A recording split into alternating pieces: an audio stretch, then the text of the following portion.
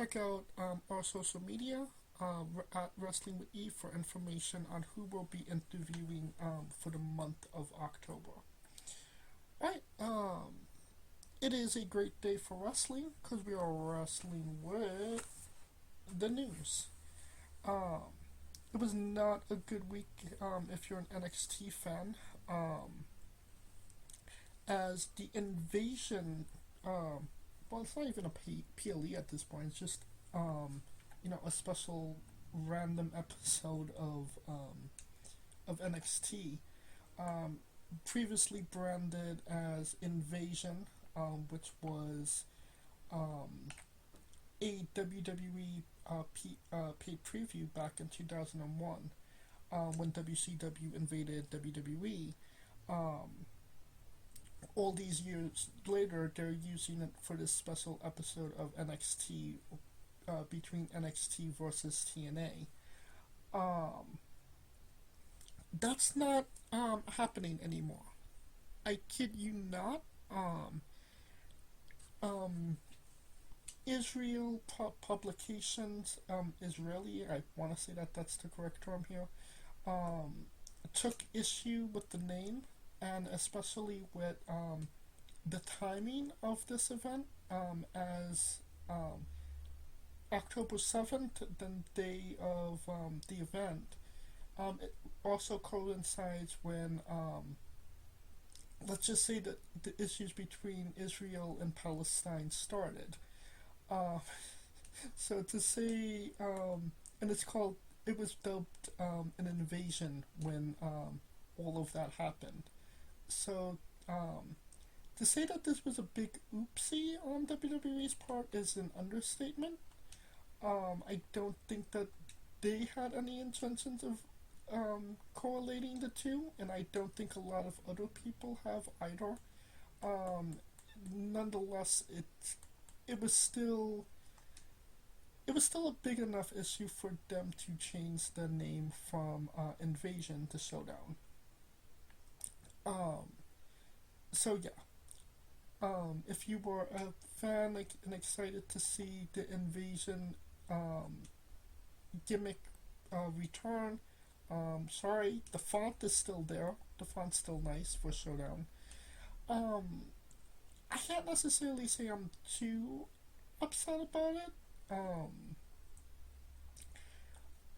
I just the whole invasion gimmick that they were presenting, um, it didn't necessarily seem like it was that. It did seem like, they were just using the invasion gimmick so they can use the invasion PLE name. Um, it does take kind of make more sense that it's now Showdown. It's more friendly and for um, or friends from Jerusalem. And it just kind of makes more sense because an invasion kind of comes out of nowhere. A showdown is, you're preparing for it. So again, I'm not too upset about it. Um,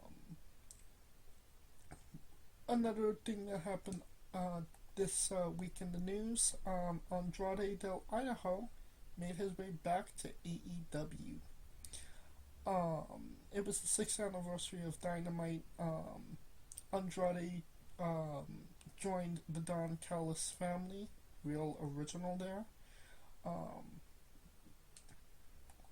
it does seem like the Don Callis family is becoming kind of like AEW's version of the Bullet Club.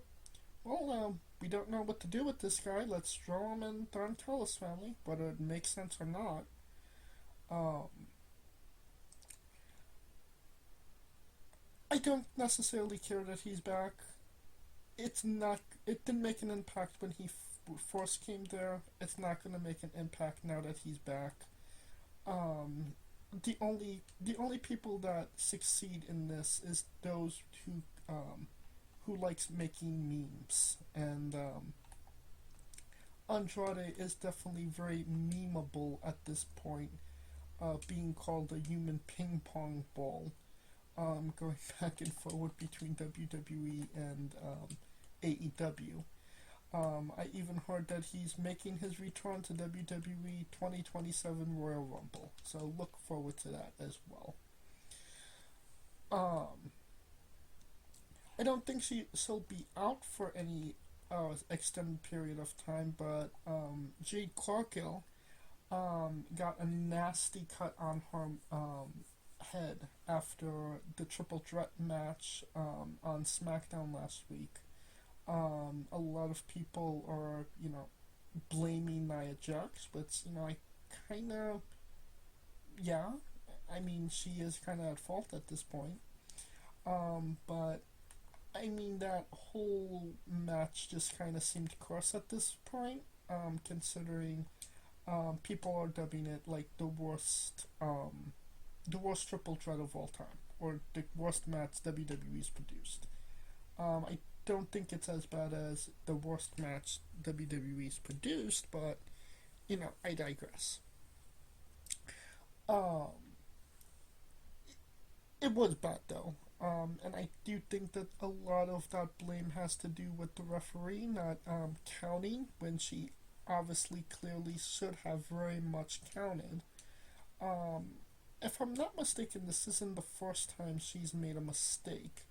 So, I do wonder if WWE, if that's not gone unnoticed from WWE. As for Nia Jax, I mean, it doesn't seem like she does kind of seem bulletproof at this point that she can do anything, um, despite backlash, outcry.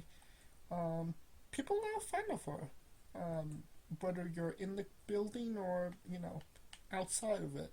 The internet wrestling community, as it's called. Um,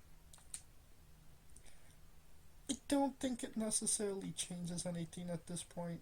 Um, I mean, she has hurt a lot of people, but I don't know. She's clearly not she's not safe in the ring, and yet she is featured so prominently. So it's kind of, again, I'm not entirely sure about this, but I mean, again, it's been the worst ever match in WWE. So I can't imagine that's not gonna go unnoticed by the higher ups. And then our last bit of news today, Ash by Elegance has formally retired. She had to relinquish the TNA Knockout Championship, and she will not be performing anytime in the near future. Me and Kaliko spoke about this a bit last week on the show. There wasn't a lot of information. I was still, just kind of optimistic about, you know, whatever may have been going on with her. She could maybe come back at some point. It's not a proper retirement. It's just kind of what needed to be said at that moment. Tommy Dreamer, who is, a big part of the backstage part of TNA, he more or less said that don't look into it, but she's not coming back. There is no return for Ash by Elegance. Dana Brooke, if you for the WWE fans that know her. But I mean, it's just kind of really sad. It did seem like she was starting to, kind of catch, catch steam as Ash by Elegance. Obviously she was champion, so, it was just like the worst possible time for this to happen to her. Whatever, is going on with her, I do wish her the best, and I do hope that it's not the end, of her her in-ring career. Hopefully, she'll be able to return at some point down the line. Um, whatever issues she's going through, notwithstanding, you know, more or less, want to make sure that she's happy and healthy for us. So, definitely, again, wishing her the best. Right. That will conclude our coverage of the news, and a quick word from our sponsors. Hey, folks, this is the Colossal Mike Law, and you are listening to Wrestling with Entertainment.